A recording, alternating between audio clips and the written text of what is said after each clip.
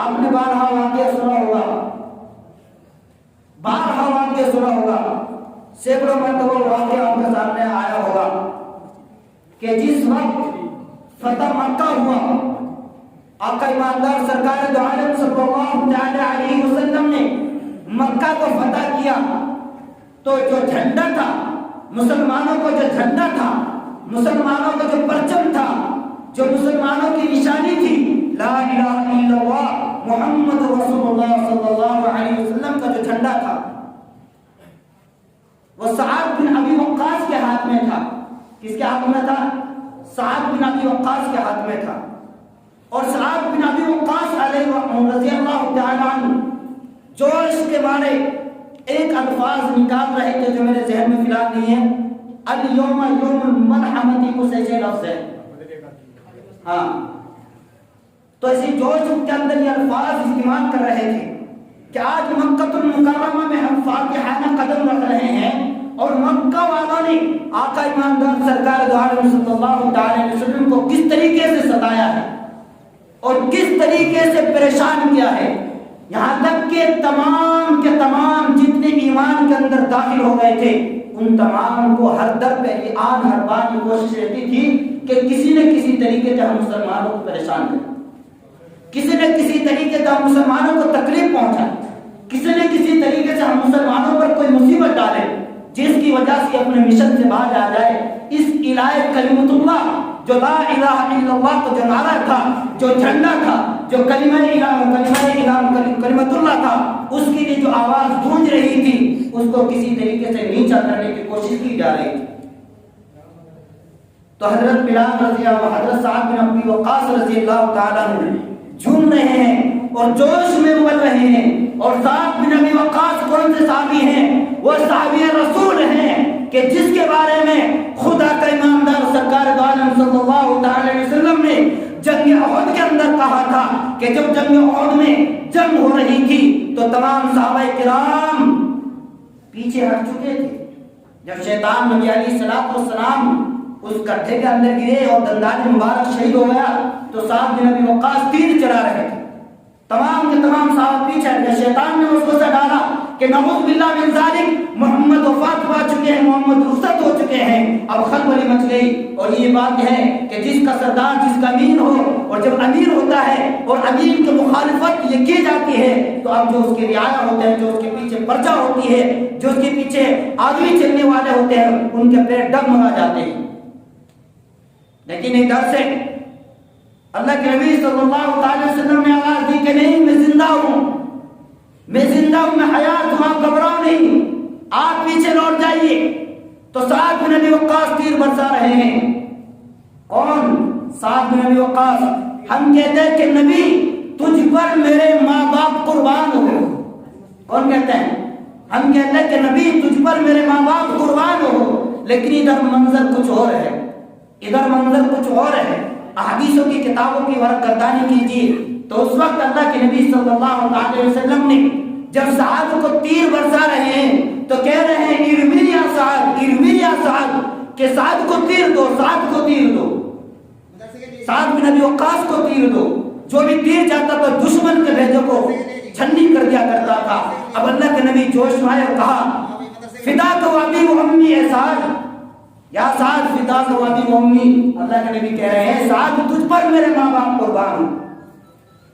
کون کہہ رہے ہیں؟ اللہ کے نبی کہہ رہے ہیں سعد، سعد بن ابی وقاص کو کہ تجھ پر میرے ماں باپ قربان ہوں۔ یہاں منظر وہ ہے کہ خود نبی سعد بن ابی وقاص پر قربان ہو رہے ہیں۔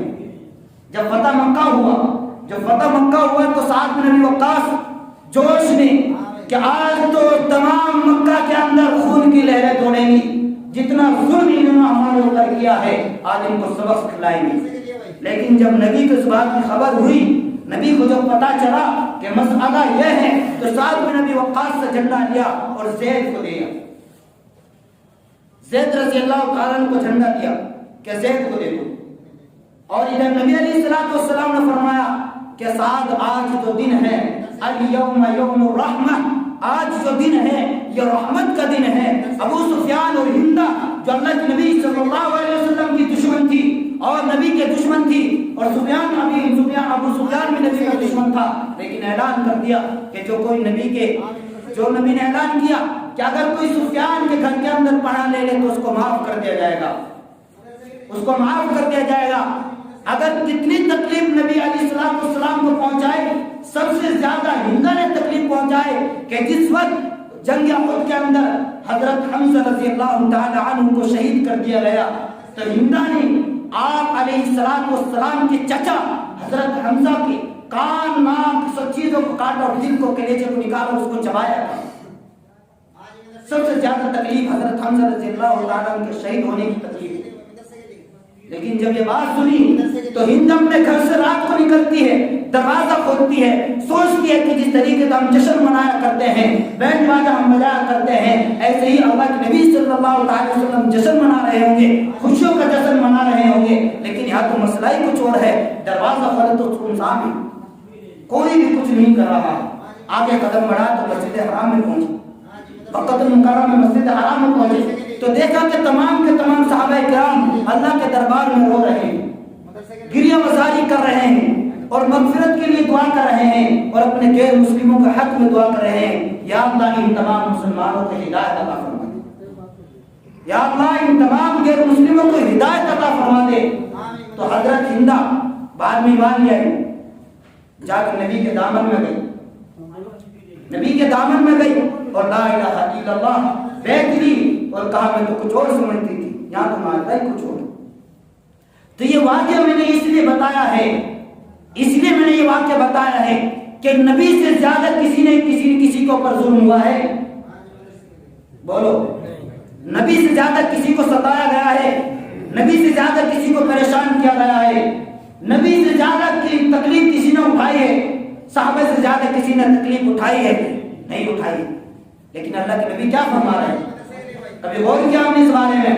المسلم من سلم المسلمون من لسانه ويده، مسلمان کامل ایمان والا تو وہ شخص ہے کہ جس سے دوسرا مسلمان بھائی محفوظ رہے۔ کامل ایمان والا کون شخص ہے؟ کامل ایمان والا وہ شخص ہے کہ مجھ سے، میری تمام ذات سے میرا دوسرا مسلمان بھائی محفوظ رہے۔ آج ہم غور کریں کہ میری ذات سے دوسرا مسلمان بھائی محفوظ ہے یا نہیں۔ میرا آپ سے تعلق کتنا بڑا ہوا ہے، کتنی محبت ہم سے کرتے ہیں، کتنی غیبتیں ہم سے کرتے ہیں، کتنی چغلیاں ہم کرتے ہیں، کتنا حسد ہم رکھتے ہیں۔ تو یہ مسلمان کامل ہونے کی دلیل نہیں ہے کہ جب تک ہمارا دل اس گندگی سے پاک نہ ہو جائے، جو شعر کہا ہے حاجی امداد اللہ مہاجر مکی علیہ الرحمٰن نے، ظاہری نظر سے نہ دیکھ اے ظالم کسی کے دل کو، ظاہری نظر سے نہ دیکھ اے ظالم کسی کے دل کو۔ آج ہم ظاہری نظر سے دیکھتے ہیں، ظاہری نظر سے نہ دیکھ اے ظالم کسی کے دل کو، نہ جانے رب کریم کو تو پسند ہے یہ پسند ہے۔ ہم چند کتابوں کا علم حاصل کر کے یہ سمجھتے ہیں، چند دنیاوی معلومات کو حاصل کر کے یہ سمجھتے ہیں اور فخر کرتے ہیں اپنے اوپر کہ میں وہ بن گیا ہوں، ٹاٹا بلا بن گیا۔ اس شعر کے اندر آپ غور کیجیے کہ کیا فرمایا ہے، ظاہری نظر سے نہ دیکھ اے ظالم کسی کے دل کو۔ اگر ہمارا دل کسی کی گواہی دے رہا کہ ظاہری اعتبار سے دیکھ کے کہ یہ خراب ہے، اس کے اندر یہ برائیاں ہیں، آپ اس کی برائیوں کو مت دیکھ، آپ اس کی برائیوں کو مت گن، آپ اس کی اچھائیوں کو گنیے، آپ اس کی خوبیوں کو گنیے۔ اگر آپ کے اندر کوئی برائی نظر آ رہی ہے، اگر کسی مومن کے اندر کوئی برائی نظر آ رہی ہے، تو ایک حدیث میں آتا ہے کہ مومن کا آئینہ ہے، کہ مومن کا آئینہ کس طریقے سے ہے؟ کیا آپ دیکھو کہ جب آپ آئینے کے اندر دیکھو گے، شیشہ جس کو بولتے ہیں، جب آئینے کے اندر دیکھو گے تو آئینہ اتنی ہی گندگی آپ کے چہرے پر کی بتائے گا جو آپ کے چہرے پر لگی ہوئی ہوگی، اس کو زیادہ نہیں بڑھائے گا، اس کو زیادہ نہیں بڑھائے گا۔ اگر ہمارے ایمان والے بھائی کے اندر ایک برائی ہے، صرف ایک برائی ہے، تو ہماری کیا وجہ ہے؟ ہم وجہ اس کی استعمال کرتے ہیں کہ اس کی سینکڑوں برائی اس کے اندر ملا کر چٹنی اور مسالہ مرچ لگا کر اس کو اور بڑھاوا دے دیں۔ آئینے کی یہ صفات ہے، آئینے کی یہ خوبی ہے۔ اور اسی طریقے تو مومن کو اس لیے کہا گیا کہ مومن کا آئینہ ہے۔ وہ کس لیے؟ اگر کسی مومن کے اندر ذرا سی گندگی ہے تو اسی گندگی کو بیان کیا جائے اور وہ ہر اعتبار سے مصلحت کے پیش نظر، یعنی کہ ڈائریکٹ اس کو روکنے کی کوشش کی جائے۔ لیکن ہمارا ماحول کچھ اور ہے، ہماری حالت کچھ اور ہے، ہمارا مقصد کچھ اور ہے۔ آج ہمارا مقصد صرف اور صرف یہ ہے کہ مجھے دنیا اچھا کہا جائے، مجھے دنیا کے اندر اچھا کہا جائے، مجھے دنیا کے اندر ترقی مل جائے، مجھے دنیا کے اندر فخر محسوس ہو جائے۔ تو کل حشر کے میدان میں کیا گواہ دو گے؟ آپ نے مشکات شریف کی حدیث بارہا سنی ہوگی لوگوں سے کہ 3 شخص کو بلایا جائے گا، ایک مالدار ہوگا، ایک عالم ہوگا اور ایک شہید ہوگا۔ ان تینوں کو نبی کے دربار میں، اللہ کے دربار میں کھڑا کر دیا جائے گا اور ان تینوں سے سوال کیا جائے گا، قاری سے کیا جائے گا کہ آپ کو میں نے علم عطا کیا تھا، علم دیا تھا، آپ کو میں نے علم دیا تھا، آپ قرآن پڑھتے تھے، وہ کس طریقے سے پڑھتے تھے؟ تو قرأ یا کرو کے معنی پڑھنے کے آتے ہیں، اور پڑھنے والا چاہے وہ کوئی بھی ہو، وہ عالم ہو، قاری ہو، مولوی ہو، مفتی ہو، حافظ ہو، کوئی بھی ہو، کوئی بھی قرآن پڑھے، سب قرأ یا کرو کے معنی پڑھنے کے آتے ہیں۔ اگر اس کے اندر یہ ہے کہ صرف میرا مقصد یہ ہے کہ صرف مجھے لوگ مفتی کہیں، مجھے لوگ قاری کہیں، مجھے لوگ مولوی کہیں، مجھے لوگ امیر کہیں، مجھے لوگ جماعتی کہیں، اور مجھے لوگ تبلیغ والا کہیں، مجھے لوگ حافظ کہیں، اور مجھے لوگ معلمۃ الدار کہیں، میں فخر محسوس کرتا ہوں کہ مجھے لوگ عالم کہہ رہے ہیں۔ تو رب جانتا ہے، ان اللہ علیم بذات الصدور۔ اللہ رب العزت قرآن کے اندر فرما رہے ہیں کہ اے بندو کان کھول کر سن لو، میں تمہارے دل کی ہر حرکت کو، ہر سکنات کو، ایک ذرہ کے ذرہ رائے کے دانے کے برابر میں تمہارے دل سے واقف ہوں۔ اگر تم 70 لاکھ اندھیروں کے اندر بھی کوئی گناہ کرو یہ چھپ کر، تو میں اس گناہ کو بھی تم کو دیکھوں گا۔ جس کے بارے میں ایک شعر کہا، جو کرتا ہے تو چھپ چھپ کے اہل جہاں سے،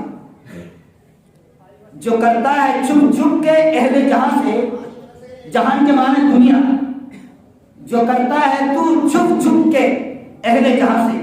ہمارا مقصد صرف یہ ہے، اگر ہم زنا کریں گے تو دوسروں سے بچنے کی کہ فلاں آدمی نہ دیکھے، شراب پئیں گے تو دوسرا آدمی نہ دیکھے، چوری کریں گے دوسرا آدمی نہ دیکھ لے، کسی کی آنکھ کنڈی مارنی تو دوسرا آدمی مت دیکھ لے، کسی کی آنکھ ہڑپ، کوئی زمین ہڑپ کرنی تو دوسرا آدمی مت دیکھ لے، یعنی دنیا والا کوئی بھی نہ دیکھے، یہ مقصد ہمارا ہے۔ تو شاعر نے شعر کہا، جو کرتا ہے تو چھپ چھپ کے اہل جہاں سے، کوئی دیکھتا ہے تجھ کو آسمان سے۔ ہم یہ دیکھتے کہ دنیا والے نہ دیکھیں، خدا کی قسم جو اوپر بیٹھا ہوا ہے اللہ رب العزت تمہیں اس میں بھی دیکھ رہا ہے۔ شاعر نے شعر کہا، اے ساقی شراب پینے نے دے مسجد میں بیٹھ کر، ورنہ وہ جگہ بتا جہاں خدا نہ ہو۔ اے ساقی شراب پی لینے دے مسجد میں بیٹھ کر، ورنہ وہ جگہ بتا جہاں خدا نہ ہو۔ ایک شرابی مسجد میں شراب پینے کے لیے آیا، اس نے کہا مسجد میں شراب مت پیجیے، مسجد شراب پینے کی جگہ نہیں، مسجد شراب پینے کی جگہ ہے نہیں، تو مجھ کو ایسی جگہ بتا کہ جہاں خدا نہ ہو۔ تو اس نے کہا جاؤ کافر کے دل کے اندر بیٹھ کر شراب پی، وہاں خدا نہیں۔ غیر کے اندر، کافر کے دل کے اندر شراب پی بیٹھ کے وہاں خدا نہیں ہے۔ تو اس لیے میرے بھائی اور دوستو، ان چیزوں کے اوپر ہمیں غور کرنا، فکر کرنا ہے کہ ہمارا کوئی بھی مسلمان بھائی ہماری پوری جسم سے، پورے اعضاء سے، جسم کی ہر حرکات سے دوسرا مسلمان بھائی محفوظ رہے۔ اسی لیے علامہ مولانا شرف علی تھانوی علیہ رحمۃ اس حدیث کی تفسیر میں لکھتے ہیں، کسی کو ابدال بننا ہو، قطب بننا ہو، ولی بننا ہو، کچھ اور بننا ہو، اعلیٰ مقام اس کو حاصل کرنے ہو، تو مولانا حسین احمد مدنی کی خانقاہ میں چلے جائیں، شیخ الہند کی خانقاہ میں چلے جائیں، رشید احمد گنگوئی رحمۃ کے پاس چلے جائیں، حاجی دامت مہاجر کے پاس چلے جائیں، مولانا قاسم رحمۃ اللہ رحمۃ کے پاس چلے جائیں، میرے بہت سارے بزرگان دین ہیں، ان تمام کے پاس چلے جائیں۔ اگر کسی کو انسان بننا ہے تو اس حقیر کی درسگاہ میں، اگر کسی کو انسان بننا ہے تو اس حقیر کی درسگاہ میں آئے۔ کون کہہ رہا ہے؟ مولانا شرف علی تھانوی علیہ رحمۃ۔ اس لیے آپ نے سوچا ہوگا، آپ نے سنا ہوگا کہ جب کوئی آدمی، جب بچہ بیمار ہوتا ہے تو اس کو کڑوی دوائی دی جاتی ہے، لیکن اس کو وہ کڑوی دوائی ناگوار گزرتی ہے، اس کو تکلیف ہوتی ہے، لیکن ماں باپ اس کو زبردستی دیتے ہیں. کیوں؟ ان کو پتا ہے اس کڑوے کے اندر، اس کڑواہٹ کے اندر شفا ہے، اس کڑواہٹ کے اندر شفا ہے. اس لیے اگر کوئی بات میری کڑوی آپ کو نظر آ رہی ہو، بخدا بعد میں جا کے آپ کو علم ہوگا، کاش کہ ہم اس وقت تو بات مان لیتے، کاش کہ اس وقت ہم اس بات پر عمل کر لیتے تو آج ہمیں یہ آنسو رونے نہ پڑتے، خون کے آنسو نہ رونے پڑتے، در در کی کھوجریں نہ کھانی پڑتی، بھیک نہ مانگتے. آج رب کے دربار میں ہمیں آمدہ درگاہ کیا جا رہا ہے. کیوں؟ ہماری حرکات اور سکنات کی وجہ سے. یہ حالات جو بدل رہے ہیں یہ اسی وجہ سے نہیں آئے، یہ ہماری تمام ہاتھوں کی کمائی ہے، جس کو قرآن نے فرمایا وَمَا كَسَبَتْ أَيْدِيكُمْ وَيَعْفُو عَنْ كَثِيرٍ. جو تم یہ تمام کا تمام حالات کا منظر دیکھ رہے ہیں، حالات کی منظر کشی کر رہے ہیں، یہ ہماری ہاتھوں کی کمائی کا ذریعہ ہے. یہ گناہ ہم نے کیے ہیں، یہ ناپاک چیزیں ہم نے کی ہیں. ایک وقت وہ تھا کہ غیر ہمارے پاس اپنی بچوں کی حفاظت کرنے کے لیے آ کرتے تھے، آج خود ہم اپنی بچوں کی حفاظت نہیں کر سکتے، تو کہاں ترقی ملے گی؟ تو سب سے پہلی مین چیز ہے کہ آئندہ وعدہ کرو کہ ہم کسی کی بھی، کوئی بھی مسلمان کی پیٹھ پیچھے برائی نہیں کریں گے، کسی مسلمان کی غیبت نہیں کریں گے، کسی مسلمان کو حقیر نظر سے نہیں دیکھیں گے. یہ مت سوچ لینا کہ اللہ نے مجھے مالدار بنا دیا تو میں مالدار ہوں، یہ بیچارہ ذلیل ہے، یہ بیچارہ حقیر ہے. اس کا کیا ہے؟ بعد میں طلب کہہ دیتے ہیں جب آپس میں لڑائی ہو جائے تو بعض حضرات بڑے فخر سے بورڈ کا استعمال کرتے ہیں کہ تو کس کہتے ہیں مجھے چند منٹ میں تجھ کو خرید لوں گا. خریدنے والی ذات کو ہے، خریدنے والی ذات کو ہے جس نے قرآن نے فرمایا ان اللہ اشترى من المؤمنین انفسهم واموالهم بان لهم الجنہ یقاتلون فی سبیل اللہ. اللہ رب العزت فرما رہے ہیں کہ ایمان والو، اے مومنو، اے نبی کا کلمہ پڑھنے والو، اے اللہ کو ماننے والو، اے خدا کی عبادت کرنے والو، اے خالق کے ماننے والو، ایک نبی کی لا شریک پر عمل کرنے والو، کان کھول کر سن لو، خریدار میں ہوں تمہارا. ان اللہ اشترى من المؤمنین، کہ میں نے مومنین کی جان کو، ان کے مال کو جنت کے بدلے خریدا ہے. کس کے بدلے خریدا ہے؟ کس کے بدلے خریدا ہے؟ آگے ارشاد بھی فرمایا ہے جنت اسی طریقے سے سستی نہیں ہے کہ جنت اس طریقے سے سستی ہے. احادیث نبوی کے اندر آتا ہے تحت ظلال السیوف، جنت جو ہے تلوار کے سائے کے اندر ہے. دلی کے لیے وہ پانی رکھا ہے، وہاں سے اگر کوئی حضرات اس کے لیے خدمت کرنا چاہتے ہو تو اس کے لیے کر لینا. اور 28 منٹ سنما ہے. تو اس لیے وعدہ کیجئے کہ انشاءاللہ ہم کبھی بھی کسی کو ایسی بات نہیں کہیں گے کہ جس سے کسی کو تکلیف ہو. اس حدیث کو یاد رکھو، المسلم من سلم المسلمون من لسانه ویده. اسلام میں سب سے افضل، مسلمانوں میں سب سے افضل اسلام اگر کسی کا ہے تو وہ اس شخص کا ہے جو اس حدیث پر عمل کرتا ہے. اس شخص کا ہے جو اس حدیث پر عمل کرتا ہے. پڑوسی کو پڑوسی سے شکایت ہے، والدین کو بیٹے سے شکایت ہے، ماں کو بیٹے سے شکایت ہے، باپ کو بیٹے سے شکایت ہے، آقا کو غلام سے شکایت ہے. نفسی نفسی کا عالم ہو رہا ہے.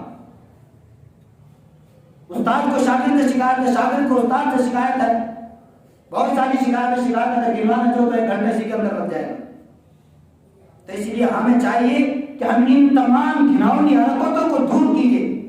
ارے کریں گے نہیں کریں گے انشاءاللہ. جب ہم ان گھناؤنی حرکتوں سے نکل جائیں گے تو رب کریم کی قسم اگر ہم اس حدیث پر عمل کریں اور اس حدیث کے پورے مصداق بن جائیں تو کامیابی ہمارے قدم چومے گی، کامیابی ہمارے قدم چومے گی.